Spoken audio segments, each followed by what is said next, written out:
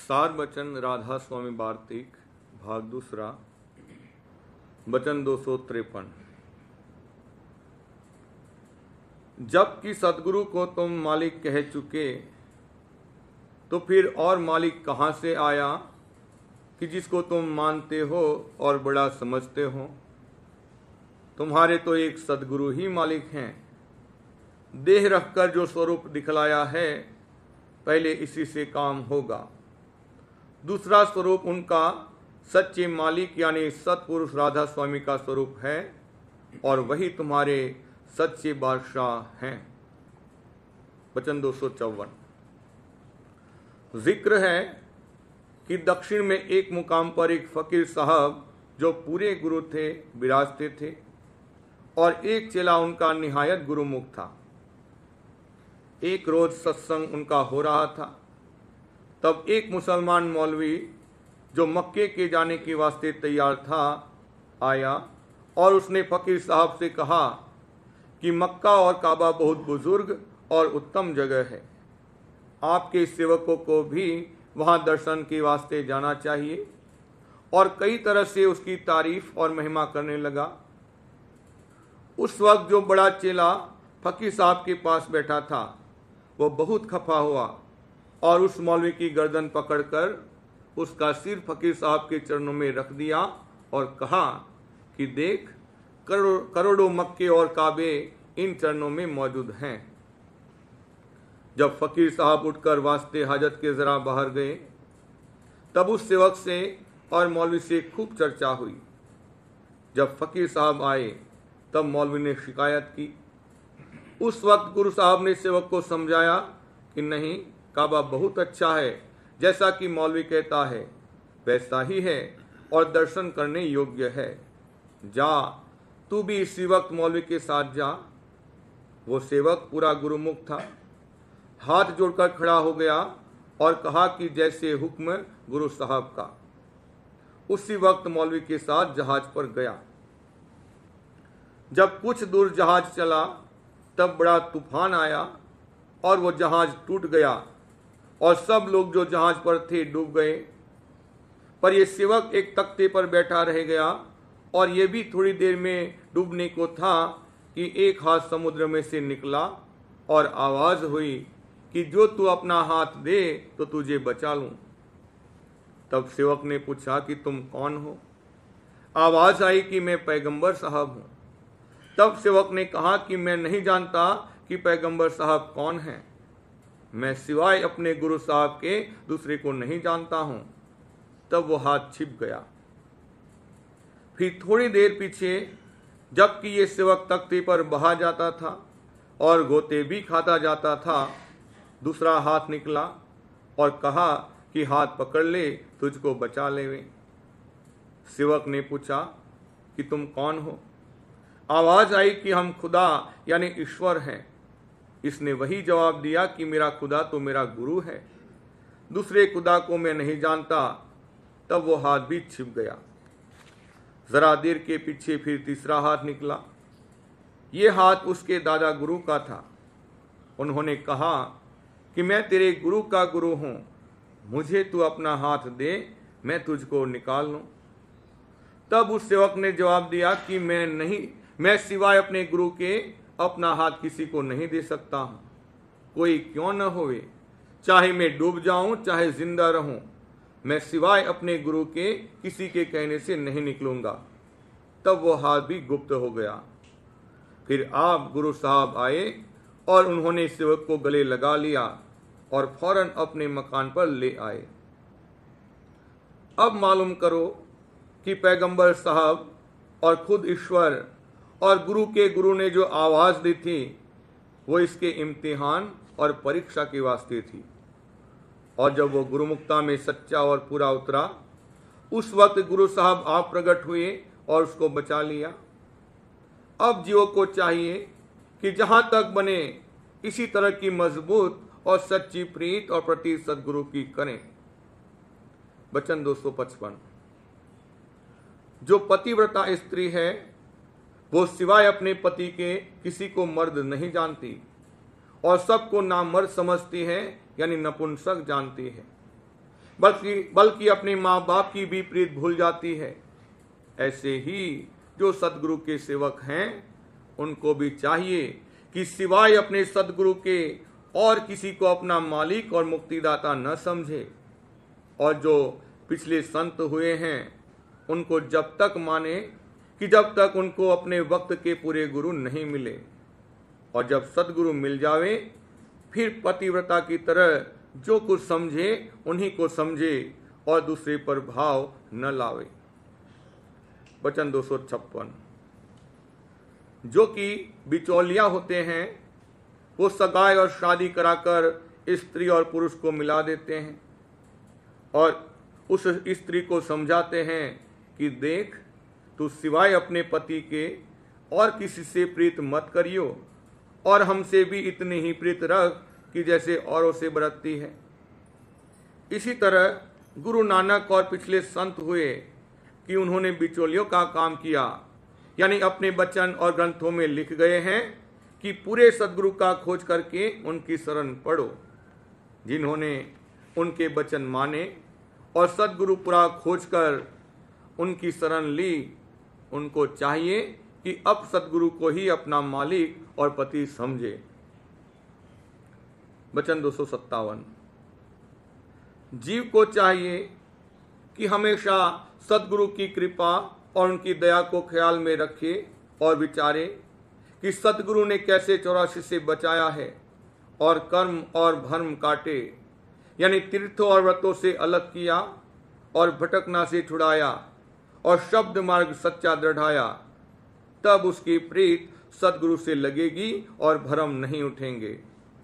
इस वास्ते हमेशा सदगुरु की दया और मेहर को चित्त में रखना जरूर है। वचन 258।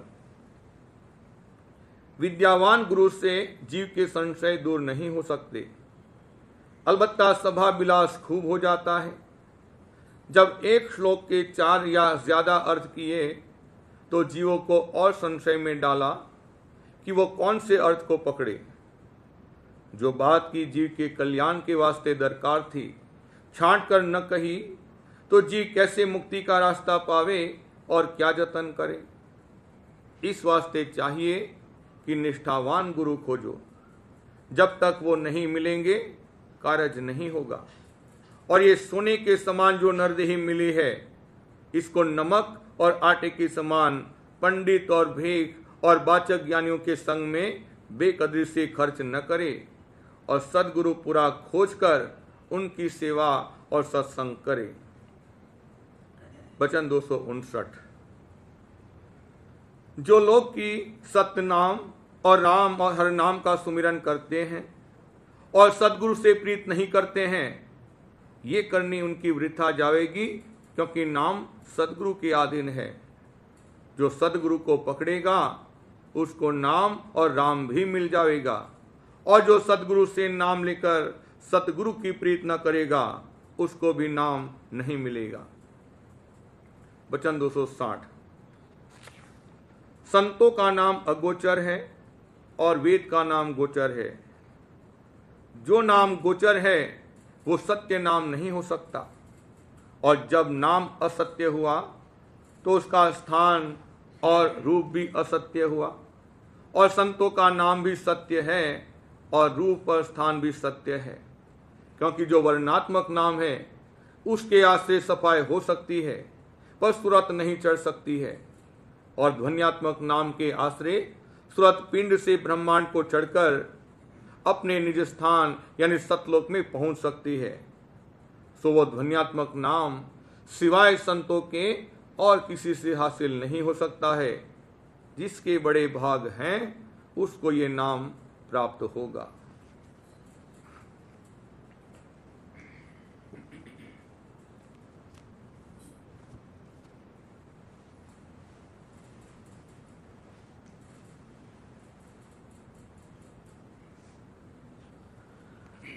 बचन बाबूजी महाराज, दूसरा भाग, बचन 56, आगरा, 27 दिसंबर 1936। गुरु चरण गृह मेरे आए, भाग मेरे सोते दिए जगाए। इस कड़ी की व्याख्या। इसके अंतर में जो सुर्त चैतन्य है वही भाग है और वही पूर्ण भाग और सौभाग्य है। ज्यों ज्यों सुर्त का नीचे उतार होता गया और उसने मन और माया के गिलाफ धारण किए भाग सूता गया है, मगर जहां से उतार हुआ है वहां इसका निशान बना हुआ मौजूद है और मालिक ने बंदोबस्त रखा है कि वो फिर लौटकर वहां जाए। इसी को बानी में कहा है, सूना पड़ा तेरा तख्त और ताज। यहां उतरकर और इस हालत में पहुंचकर ये अपने तख्त और ताज से बिल्कुल गाफिल हो गया है, कुछ खबर नहीं है, उधर का भाग सो गया है। गो इसका एक खफीफ अंग सोई हुई हालत में वहां मौजूद है और इस तरह से कभी मालिक से बिल्कुल अलहदगी नहीं हुई है, सिलसिला लगा हुआ है, टूटा नहीं है। अगर सिलसिला कतई टूट जाता और कोई गुप्त अंग इसका वहां ना होता तो फिर वहां लौट नहीं सकता था। काल और माया की कुल चैतन्यता खर्च हो गई है, कोई गुप्त चैतन्यता बाकी नहीं है जो जगाई जावे, इसलिए वो नहीं लौट सकते। मगर सब सुरतों का एक खफीफ अंग जहां से वो आई हैं वहां मौजूद है, इसलिए सुरतें वहां लौट सकती हैं और उनके लौटने का बंदोबस्त खुद मालिक ने किया है। काल और माया मुख्य अंग करके नीचे उतर आए हैं, उनका कोई अंग वहां नहीं है। सुरतें भी मुख्य अंग में यहां उतरकर आती हैं, मगर गौण अंग में खफीफ दर्जे में उनकी चैतन्यता का एक अंग वहां हमेशा मौजूद है। संत सद्गुरु मुख्य अंग में वहां हैं, गौण अंग में भी बहुत ही खफीफ दर्जे में यहां आते हैं। इस तरह से ये 3 दर्जे हैं। सुरतों का एक अंग वहां छुटे हुए होने के उनको सत्य पुरुष से स्नेह है। सुरतों का एक अंग वहां छूटे हुए होने से उनको सत्य पुरुष से स्नेह है। काल और माया का वहां कोई अंग नहीं है, इसी से काल को सत्य पुरुष से स्नेह नहीं है। अगर सत्य पुरुष से स्नेह होता तो वह ये क्यों कहता कि तुम्हारा देश मुझे नहीं सुहाता। सुरत को सत्य पुरुष से जो स्नेह है वो इश्क और प्रेम रूप है। मालिक एक दिन सब सुरतों को प्रेम से भर देगा। जब गुरु के चरण यानी मालिक के चरण इसमें समाने लगें, तब इसका आदि भाग और सोया हुआ भाग जागे। जिस मन और माया के खोल यानी गिलाफ में ये बैठा है वो इसका घर है। उसमें जब चरण यानी अंतर में जो मालिक की धार आती है वो समाने लगे, तब इसका सोया हुआ भाग जागने लगे। जिस कदर चरण इसके अंतर में समाते जावेंगे, इधर गौण अंग होता जाएगा और उधर मुख्य अंग होता जाएगा, और होते होते एक दिन सर्वांग करके मुख्य अंग में सुरत वहां पहुंच जाएगी। वचन 57, आगरा 28 दिसंबर 1936। जब चाह उठाने वाला चाह और चाह पूरी होने का जरिया नाशमान हो तो वो चाह झूठी और आर्जी है। इस तरह पिंड और ब्रह्मांड की सब चाहें झूठी हैं। जब चाह उठाने वाला चाह के पूरा होने का देश और उसके पूरे होने का जरिया अविनाशी हो, तब वो सच्ची चाह है। परमार्थ की चाह सुरत में पैदा होती है, वो सत्य देश में पूरी होती है और उसका जरिया शब्द है। ये तीनों अविनाशी हैं, इसलिए ये चाह सच्ची है। परमार्थ की तहकीकात करने और बाद अज़ां परमार्थ की कार्रवाई दुरुस्त बनने के लिए ये जरूरी है कि परमार्थ की चाह सच्ची हो। संत मत में सच्ची चाह के कहने से क्या मुराद है और सच्ची व झूठी चाह में क्या फर्क है, इसका थोड़ा सा जिक्र किया जाता है। जो जिस घाट पर बैठा है और उसकी हैसियत के मुआफिक जो चाह उसको उठती है, वो उस वक्त सच्ची ही है, झूठी नहीं है। मसलन कोई भूखा है या प्यासा है तो उसकी खाना खाने और पानी पीने की चाह सच्ची है, झूठी नहीं है। वो वाकई खाना और पीना चाहता है, मगर वो चाह आर्जी है। खाना खा लेने और पानी पी लेने के बाद उतनी देर तक उसको फिर चाह नहीं उठती जब तक फिर भूख और प्यास ना लगे। खुद चाह उठाने वाला और जिस चीज की चाह उठती है और जिस जरिए से वो चाह पूरी होगी, ये तीनों चीजें नाशमान हैं। इसलिए असलियत में इस तरह की कुल चाहें झूठी हैं। वास्तव में सच्ची चाह वो है जो निज मन और सुरत में धसकर बस गई हो। संत मत के अनुसार परमार्थ की सच्ची चाह सुरत में बस जानी चाहिए, तब उसका एतबार है, और उसकी कार्रवाई दुरुस्ती और कामयाबी से बनना भी इसी पर मुनहसिर है कि किस कदर अंतर में धसकर वो चाह पैदा हुई है।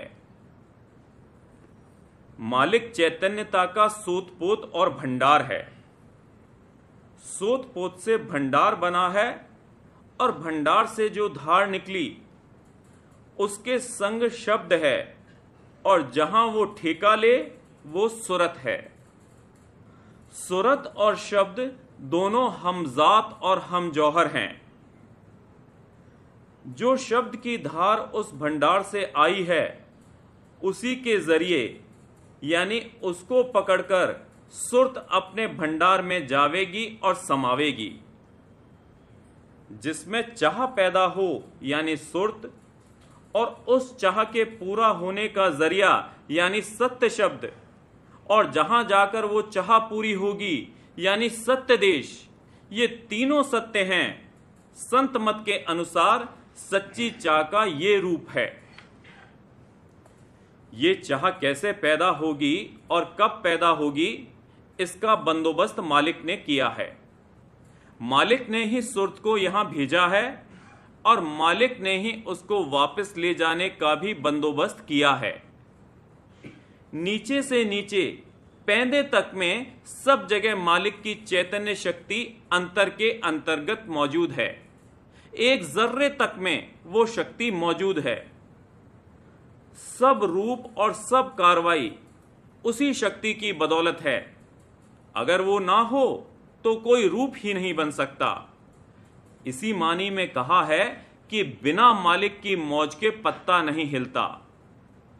कम फहम जो नहीं जानते हैं वो चाहे इस बात को ना समझ सकें, वरना ये बात बिल्कुल सच है कि मालिक की मौज के बिना पत्ता नहीं हिल सकता। हम इसके कायल हैं। जो कुछ होता है मालिक की मौज से होता है। अपने हल्के में जीव को फ्री विल यानी आजादी और खुद मुख्तारी है, मगर वो मौज के ताबे व अधीन है। अगर ऐसा ना होता तो यहां अंधेर हो जाता। यहां ये जो चाहे सो करे, किसी को मार डाले, मालिक दखल नहीं देता है। अगर मालिक दखल देता तो कैसे कोई किसी को मार सकता था? जो कर्म प्रारब्ध रूप में आ गए हैं उनकी कार्रवाई में मालिक दखल नहीं देता है।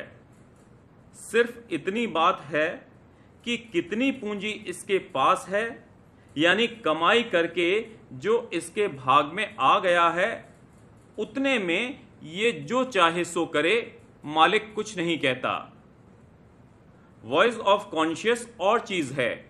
वो अंतःकरण के घाट पर सेंसरशिप यानी रोक टोक का काम करती है।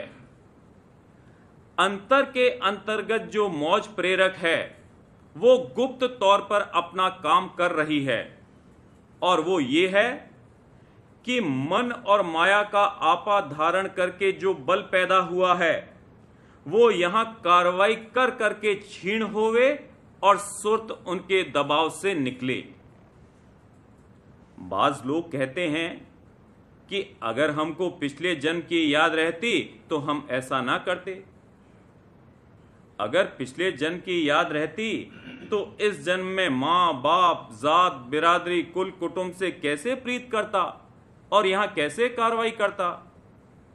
गो इस वक्त कुछ याद नहीं है, मगर जब से सुरत यहां आई है और मन माया का आपा धारण करके जो कुछ किया है उसका खुलासा अंतर में मौजूद है और वही आगे की कार्रवाई को तय करता है।